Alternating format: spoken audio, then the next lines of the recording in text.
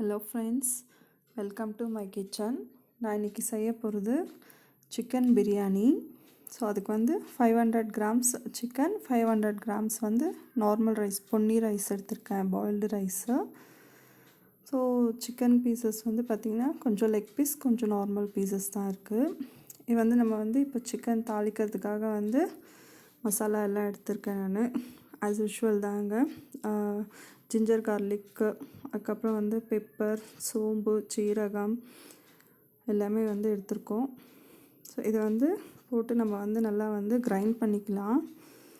So வந்து மிக்சியில் போடுறதுக்கு வந்து ஃபஸ்ட்டு பார்த்திங்கன்னா பிரிஞ்சி இலை, அப்புறம் வந்து கார்லிக், அப்புறம் ஜீரகம், மிளகு ஜீரகம், அதுக்கப்புறம் வந்து ஜிஞ்சர், சோம்பு, பட்டை, லவங்கம், ஒரே ஒரு க்ரீன் சில்லி போட்டிருக்கேன் கொஞ்சம் காரத்துக்காக, அப்புறம் ஆனியன், எல்லாத்தையும் சேர்த்து வந்து நம்ம வந்து மிக்சியில் போட்டு அரைச்சி எடுத்துக்கலாம். ஸோ இந்த பேஸ்ட்டு ரெடி ஆகிடுச்சு. அதுக்கப்புறம் வந்து கொஞ்சமாக வந்து coriander leaves, mint leaves, curry leaves இது எல்லாமே எடுத்து வச்சுருக்கேன். ஸோ இப்போ வந்து பேனை வந்து ஹீட் பண்ணிடலாம். ஏன்னா இது வந்து ஃபஸ்ட்டு வந்து சிக்கனை வந்து பாயில் பண்ணுறதுக்காக. ஸோ ஆயிலே இல்லாமல் வந்து சிக்கனை போட்டுடலாம். ஏன்னா இது வந்து பாயில் பண்ணுறதுக்கு வந்து நமக்கு வந்து ஆயில் வந்து போட வேண்டாம். ஸோ அதில் இருக்க சிக்கனில் இருக்க அந்த கொலஸ்ட்ரால், அந்த ஆயிலே வந்து போதும். ஸோ அதனால் இது வந்து எக்ஸ்ட்ராவாக ஆயில் எதுவும் போடலை.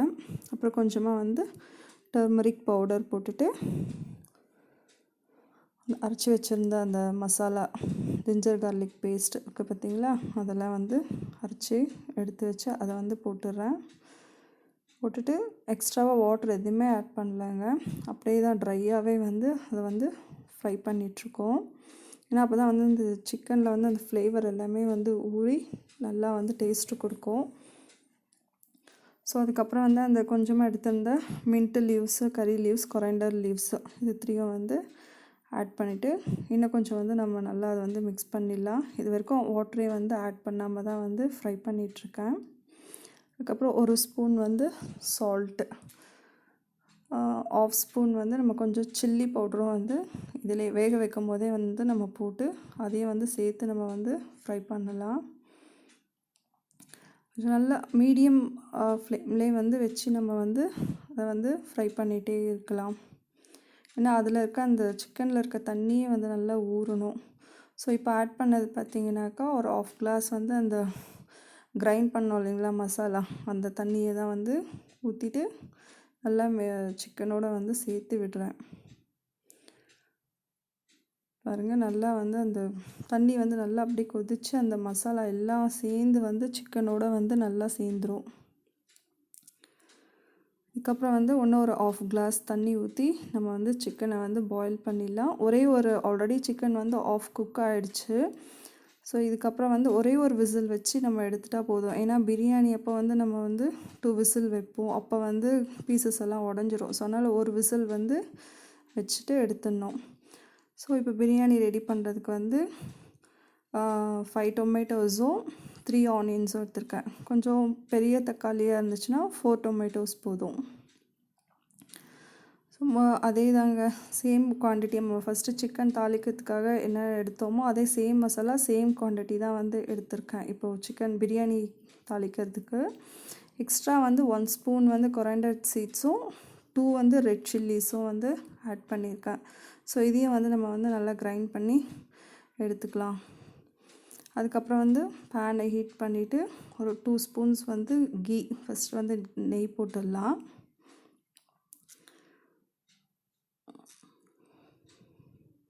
ஸோ கொஞ்சம் வந்து கீ நல்லா ஹீட் ஆன உடனே அதுக்கப்புறம் வந்து 7 ஸ்பூன்ஸ் ஆயில். ஏன்னா நான் ஃபஸ்ட்டு வந்து சிக்கன் தாளிக்கும் போது எண்ணெய் எதுவும் போடல. கொஞ்சம் பிரியாணிக்கு நம்ம கொஞ்சம் எண்ணெய் ஜாஸ்தி போட்டால் தான் வந்து நல்லாயிருக்கும்.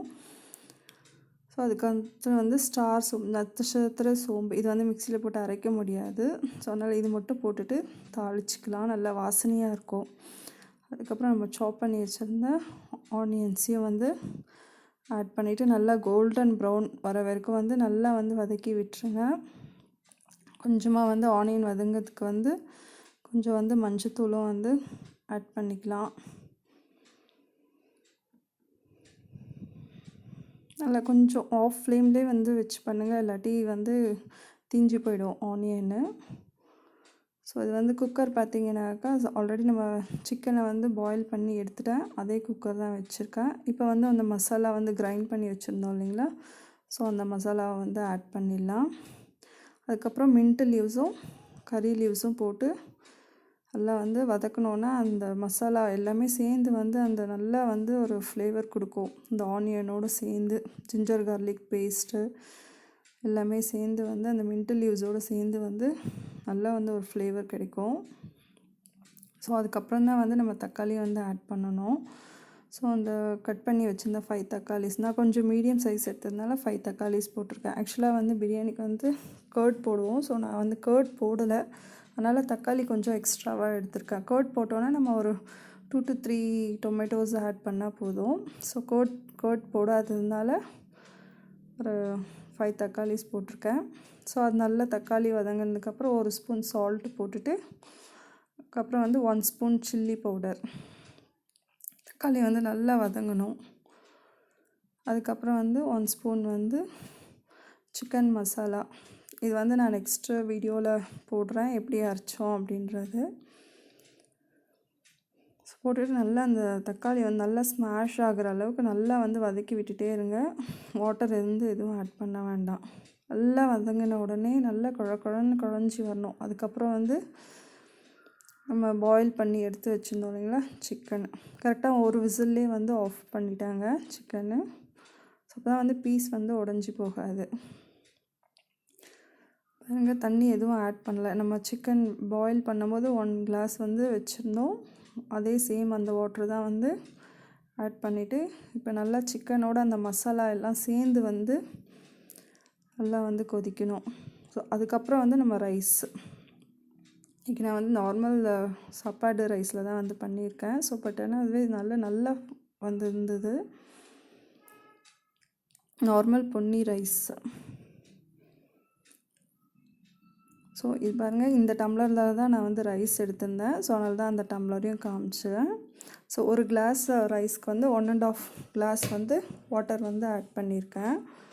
ஆல்ரெடி வந்து பார்த்திங்கன்னா சிக்கனில் 1 கிளாஸ் வாட்டர் இருந்ததுனால இப்போ நான் வந்து டோட்டலாக வந்து பார்த்திங்கன்னா சிக்கனோடு இருந்தது, பிரியாணிக்கு போட்டது எல்லாம் சேர்ந்து வந்து 3.5 கிளாஸ் வாட்டர் வந்து எடுத்துட்டேன். பாருங்கள், கடைசியாக வந்து கொதிக்கிற வச்ச வந்து நம்ம கொரைண்டர் லீவ்ஸ் போட்டுடலாம். வாட்டர் ஆட் பண்ண இம்மிடியேட்டாக வந்து நம்ம வந்து குக்கரை வந்து மூடக்கூடாது. கொஞ்சம் அந்த ரைஸோட தண்ணி வந்து நல்லா சேர்ந்து கொதிக்கணும். பாருங்கள், நல்லா கொதிச்சு நல்லா மேலே வரும். ஸோ அந்த கொதிச்சு அந்த நல்லா அந்த பப்பிள்ஸ் எல்லாம் வரும். அந்த பப்பிள்ஸ் வர ஸ்டேஜில் தான் வந்து நம்ம வந்து குக்கரை மூடணும். பாருங்கள், மேலே நல்லா பப்பிள்ஸ் எல்லாம் வருது பாருங்கள், நல்லா கொதிச்சு இந்த தண்ணி ரைஸ் இதிலே வந்து ரைஸ் கொஞ்சம் வந்து பாயில் ஆக ஆரம்பிச்சிரும்.